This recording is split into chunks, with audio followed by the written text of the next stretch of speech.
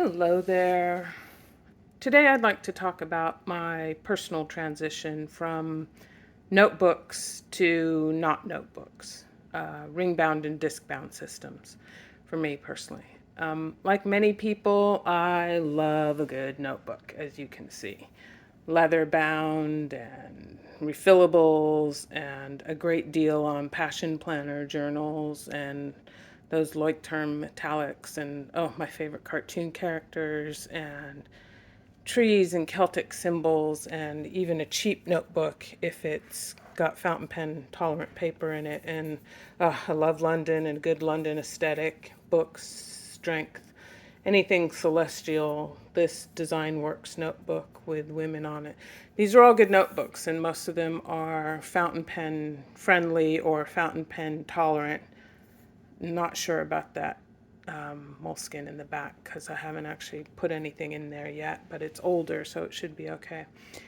And, they're great and they're good notebooks, and I've enjoyed them, or I have plans to use these for things. But this past year, I've realized that they're not actually the best thing for me. And so I am also an enthusiastic user of disc-bound and ring-bound books, and I think that this is the way I'll be going in the future.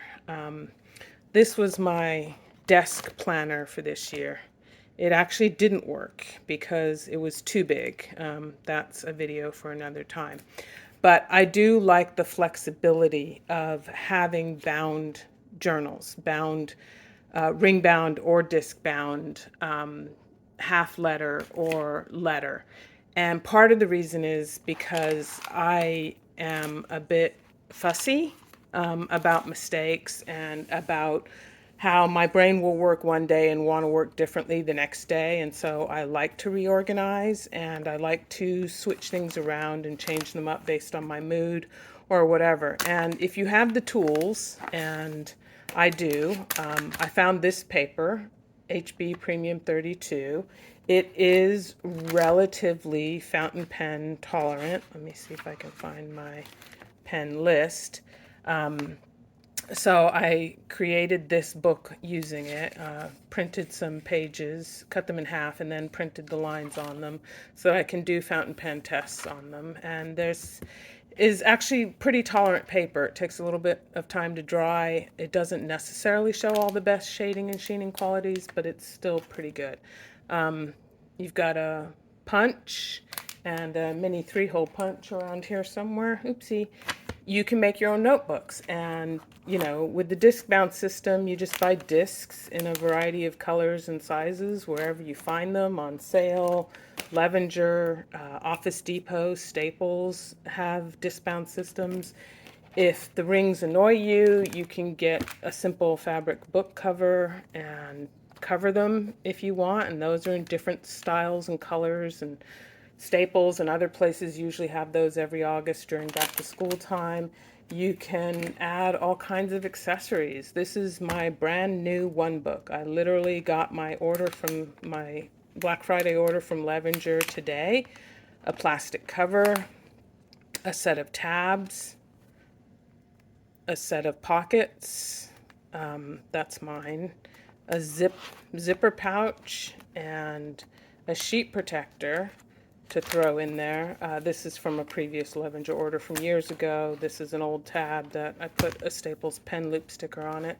And there you have it. That's my one book. It's not too big. I can carry it around with me. It's got my daily pages, my weekly and my monthly page in it for the current month, and it's great. And then any pages that I don't need in that anymore, I move into my Franklin Covey storage binder because I've hole punched my pages, and double hole punching, most of them can be annoying or whatever, but it works, and this works for me.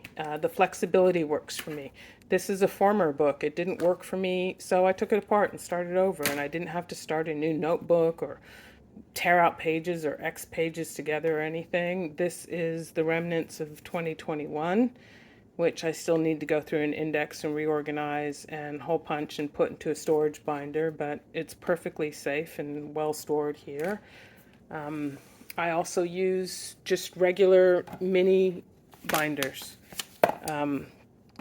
that I've purchased throughout the years at Staples and Office Max and Office Depot and wherever.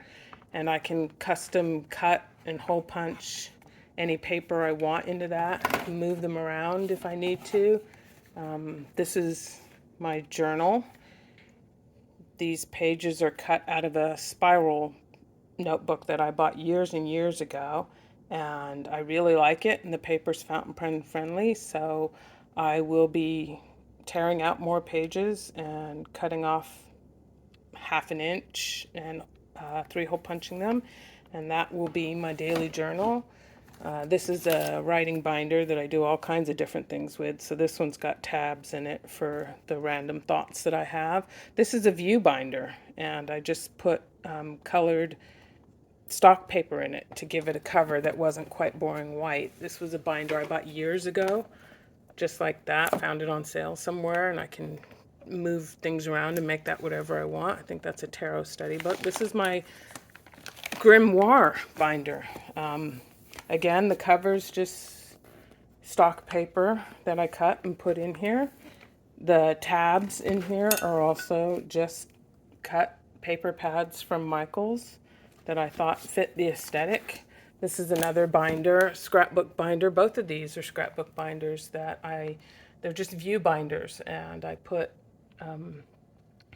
cut scrapbook paper in them for the front and back, and even made a binder, oopsie, for them. So again, the flexibility of being able to make binders that I like, being able to move things around, being able to safely store and archive, my pages for the future and everything, means that I will probably finish out my life in binders, in ring bound and disc bound binders, with good papers and doing things that I like to do to make them pretty. This is also a cover that I cut from a paper pad that I got at Michael's last year. They do those paper pads that are like this thick, and they're buy one, get one 50% off, and then they're $5 when they're on the clearance rack. And just, none of this will go to waste. I'll find a use for all of it at some point in my life. But eventually it's all just going to be disc bound and ring bound binders. And another thing, I didn't grab my master paper binder. Staples and Office Depot both have cheap white filler paper, and it's not too expensive. It's 100 sheets or 120 sheets or whatever for roughly $5 or $6. It's going up like everything else right now, but that paper is actually somewhat fountain pen tolerant. I'm not going to say fountain pen friendly, because it's not like every fountain pen and ink combo will work on that paper. I favor TWSBI extra fine nibs and Pilot fine nibs and drier inks. So that paper, this paper right here, actually usually tolerates that really well. This is some bleed through on the sheet that I had before it. I don't remember what the ink or the paper was that I was writing on top of that. But this paper, it's not that expensive if you want to buy a packet of it next time you're at the office supply store and give it a shot and make some inexpensive notebooks. And, if you're one of those people who gets a gorgeous notebook and then says, oh, that notebook's so gorgeous, I could never write in it, then get a 3-ring binder or a mini 3-ring binder, and get the letter size paper at Staples is fountain pen tolerant.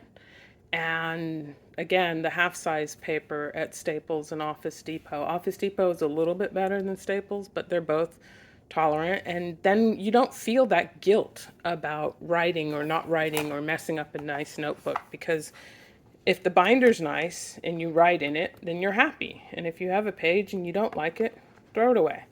Take it out and start over. And, you can, with the plastic covers that you can get from Levenger, you can make as many notebooks as you want for as many stupid little thoughts that you want until you figure out what you want to do. And then you make your master notebook. And if you get bored, you can change the covers seasonally like I do. And it doesn't have to be an expensive thing. You can, again, Office Depot and Staples have decent supplies for disc bound. Those are tool discs. I think I just got some Happy Planner discs for half price at Michael's. These I think are Levenger. Levenger's the most expensive disc bound supplies you can get, but you can get pockets. The pockets at Staples are good because they hold a full half-size sheet of paper in them. And there's sheet protectors and zipper pockets and all kinds of accessories that you can get. I got a Levenger hole punch, disc bound punch more than a decade ago. That was a big investment for me. It was one of the biggest things that I bought for myself at the time when I was living on a different budget than I am now. But I believe Staples and Office Depot both make their own version of that. You don't have to pay for shipping. The people call them mushrooms because when you cut the paper out, it looks kind of like a mushroom. The mushroom sizes across brands, Office Depot, Tool, and Staples, are relatively similar.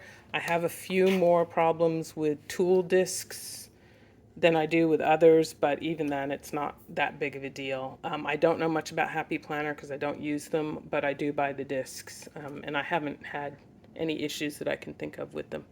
Anyway, it was just something I wanted to record for you, literally sitting here on the floor of my kitchen up against my laundry doors, to just talk about notebooks and ring bound and disc bound systems and transitioning from one to the other, probably still continuing to use both.